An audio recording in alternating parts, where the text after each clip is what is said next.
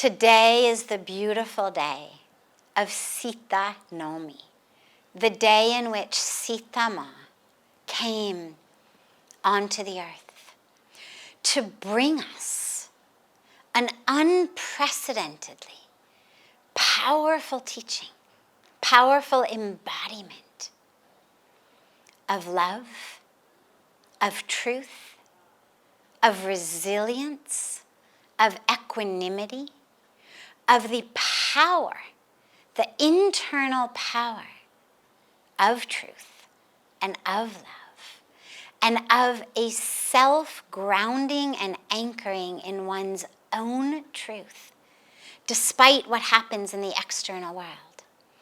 When we tell the story of Bhagwan Ram and the story of the Ramayana, Sita can sometimes seem like a being who simply suffers a lot. She ends up going off into the forest with Bhagwan Ram due to no fault of her own, but just because she is his devoted wife and Bhagwan Ram gets sent off for 14 years into exile. Then, of course, she gets kidnapped by Ravan. And then, of course, she ends up separated from her husband at the end, having gone through everything, the worst that you could imagine. Her purity is doubted, inconceivable, but nonetheless it is. And so she ends up having to be off with her children, away from her husband. But when you really look into the true story of Sita, the truth of Sita, this is a woman of such power, of such truth, of such love, of such clarity, that regardless of what the external situation is, she stays true to her own self. She stays true to love and to truth and to divinity. When Bhagwan Ram gets sent off into the forest, there was no rule that she had to go, but she wanted to.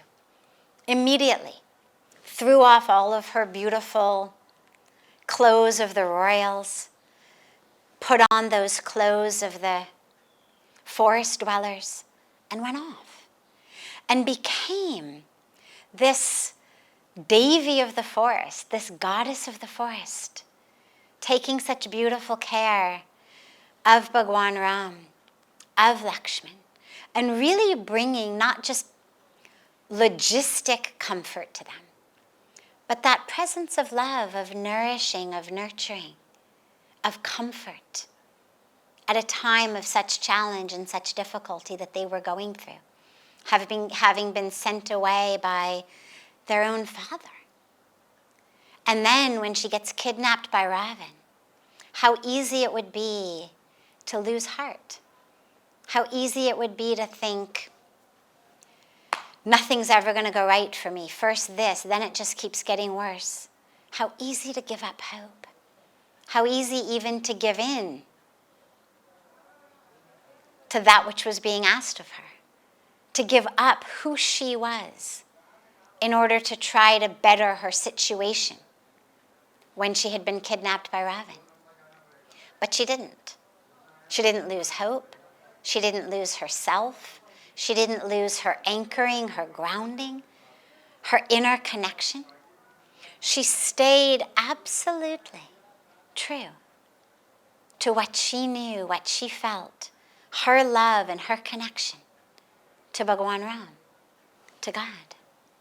And then, after the war, as she thinks on some level that now there's going to be this beautiful, beautiful new life back in Ayodhya, with her husband, with the children who are on their way, she finds out that actually just due to the dirty mind of a villager, the small mind, the narrow-minded mind of a villager who doubts her in his own smallness, that she actually ends up having to go away. How easy it would be to say, this is not fair, this is ridiculous. But she didn't. Because her internal sense of self was not dependent upon where she was living, what the situation around her was.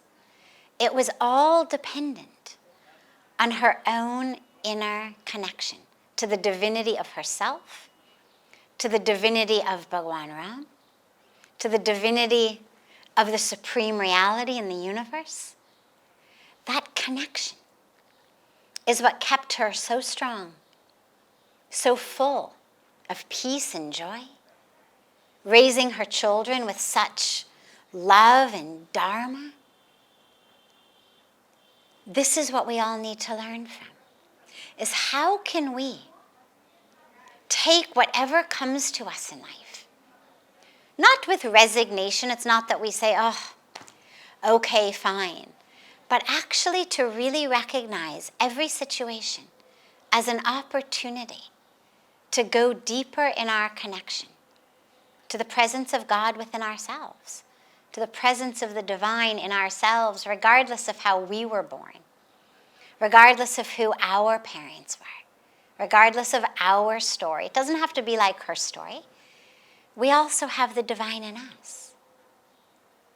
Regardless of who we are married to or not married, it's not that you have to be married to God in order to have that connection, but to take those teachings from her of how to stay resilient, anchored in equanimity, balanced, and to really find that power of truth, because she was an embodiment of truth.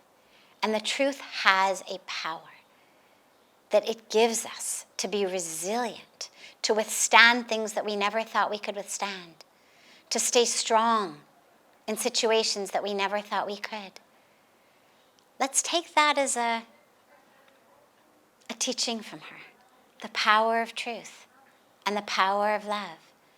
Her love for God, for Bhagwan Ram, kept her so strong, so anchored, so grounded, so true. Let us take that message, take that inspiration in our own lives. Whatever it is that we may face, can we find within us that love for God by whatever name, whatever form we worship, however we are connected to the divine. But find that power of love within us to enable us to not just withstand difficult situations, but actually to bring forth from within them beauty and joy and love and blessings. Because that's what she did. She didn't just withstand difficult situations. She actually turned them into beautiful, beautiful experiences. Whether in the forest with Ram and Lakshman, whether in the ashram with her children, she turned these situations that could have been so difficult into such times of love and beauty. And even as a prisoner in Lanka, the simple power that emanated from her, that ended up rippling into and affecting and impacting so many there, and that has impacted and taught and transformed and inspired millions, hundreds of millions, probably billions of people since that time who have heard her story in the Ramayana. Let's take that inspiration and find in our lives that power of truth and power of love and power of divinity in our own selves.